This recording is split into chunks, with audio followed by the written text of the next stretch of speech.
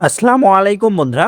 মংলা বন্দর কর্তৃপক্ষে নতুন একটি নিয়োগ বিজ্ঞপ্তি প্রকাশিত হয়েছে। তো এটি কিন্তু সম্পূর্ণ সরকারি চাকরি নিয়োগ বিজ্ঞপ্তি। তো এখানে আপনারা নিরাপত্তা প্রহরী সহ আরো বেশ কয়েকটি পদে আবেদন করতে পারবেন। তো এখানে অনেকগুলো পদ রয়েছে, আপনাদেরকে একে একে সব পদগুলো দেখিয়ে দেব। তো আপনারা যারা এই পদগুলোতে আমাদের মাধ্যমে আবেদন করতে চান এবং আপনারা যারা এই পদগুলোর বিভিন্ন পদের চূড়ান্ত আপডেট সাজেশনের প্রয়োজন হয়, তারা অবশ্যই আমাদের হোয়াটসঅ্যাপ নাম্বারে যোগাযোগ করবেন।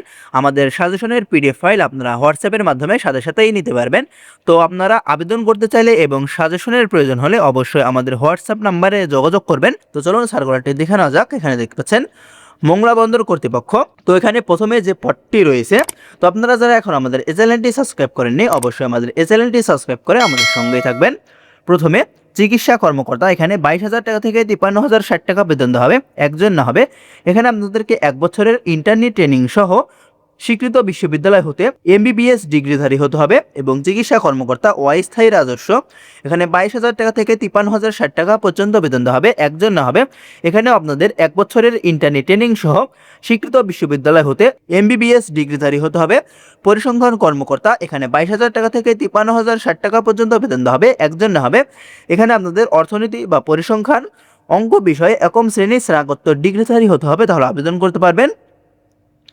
4 নম্বরে অর্থ কর্মকর্তা। তো এখানে আপনাদের প্রত্যেকটি পদের পাশে কোন পদে কত টাকা বেতন সেটি কিন্তু পাশে লেখা রয়েছে, আপনারা একটু কষ্ট করে লেখাগুলো দেখে নেবেন। এখানে একজন না হবে। এখানে আপনাদেরকে হিসাব বিজ্ঞানে প্রথম শ্রেণীর স্নাতকোত্তর ডিগ্রিধারী হতে হবে।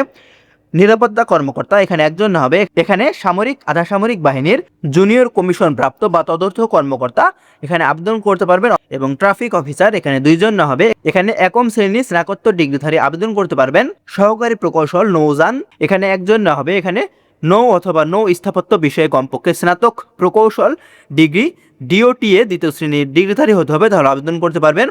এবং সহকারী নিরাপত্তা, এখানে একজন না হবে। এখানে স্নাতক ডিগ্রি সহ সংশ্লিষ্ট কাজে 3 বছরের অভিজ্ঞতা সম্পন্ন সামরিক আধা সামরিক পুলিশ আনসার বাহিনীর অবসরপ্রাপ্ত জেসিও বা সমমানের কর্মকর্তা এখানে আবেদন করতে পারবেন। টেকনিশিয়ান প্যাথোলজি, এখানে একজন না হবে। এখানে প্যাথোলজিতে ডিপ্লোমা প্যারামেডিক্স সার্টিফিকেট সহ এসএসসি পাস হতে হবে, তাহলে আবেদন করতে পারবেন।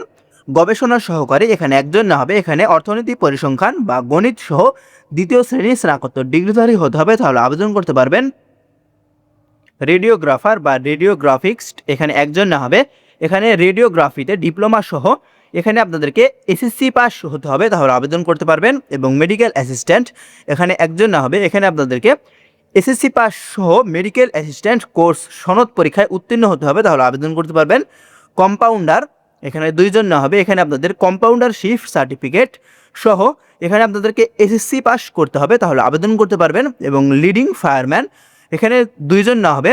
এখানে আপনারা 8ম শ্রেণী পাস সহ এখানে ফায়ার সার্ভিস বা সিভিল ডিফেন্স এর ট্রেনিং প্রাপ্ত ও সংশ্লিষ্ট ক্ষেত্রে 3 বছরের অভিজ্ঞতা সম্পন্ন হলে আবেদন করতে পারবেন। এবং নিরাপত্তা হাবিলদার, এখানে 8,800 টাকা থেকে 21,310 টাকা বেতন দেওয়া হবে, এখানে 2 জন না হবে। এখানে আপনারা এইচএসসি পাশে আবেদন করতে পারবেন এবং এখানে আপনাদের অবশ্যই অস্ত্র বিষয়ে আনসারের 77 দিন ব্যাপী মৌলিক প্রশিক্ষণের সনদপ্রাপ্ত হতে হবে, অর্থাৎ অস্ত্র সহ আনসারের ট্রেনিং প্রাপ্ত হতে হবে, তাহলে আবেদন করতে পারবেন।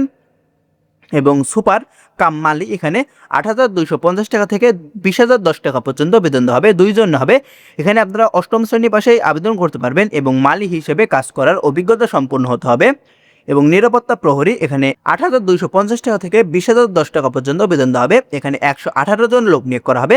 এখানে আপনারা শুধুমাত্র এসএসসি পাশে আবেদন করতে পারবেন এবং অস্ত্র বিষয়ে আনসারের 70 দিন ব্যাপী মৌলিক প্রশিক্ষণ সনদ প্রাপ্ত হতে হবে, তাহলে আবেদন করতে পারবেন।